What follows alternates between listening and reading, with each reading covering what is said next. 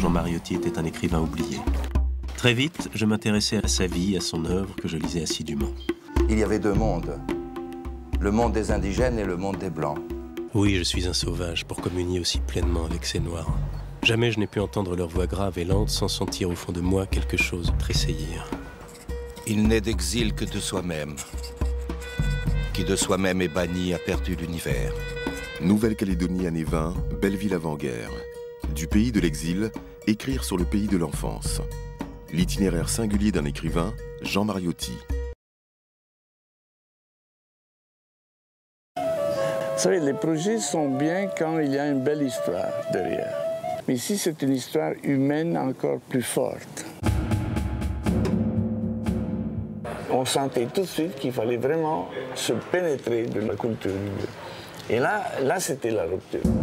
Un architecte sur le chemin kanak. Renzo Piano raconte l'aventure du centre culturel Tjibaou à Nouméa.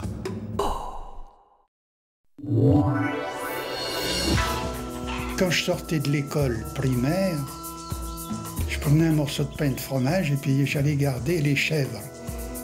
Et je m'ennuyais beaucoup. Et je regardais toujours l'horizon et je me disais un jour j'irai voir de l'autre côté ce qu'il y a. C'est un jeune homme des années 50 qui veut voir l'autre bout du monde et qui va découvrir au même moment la caméra et la Nouvelle-Calédonie.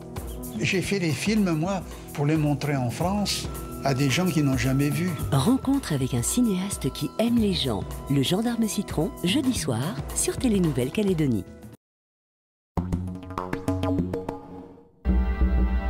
Lorsqu'ils arrivent, quand je vois leur nombre, quand je vois les enfants qui les précèdent, je mesure les difficultés qu'ils rencontrent, mais je mesure aussi leur volonté d'accomplir ce geste. Ça fait longtemps qu'ils attendent.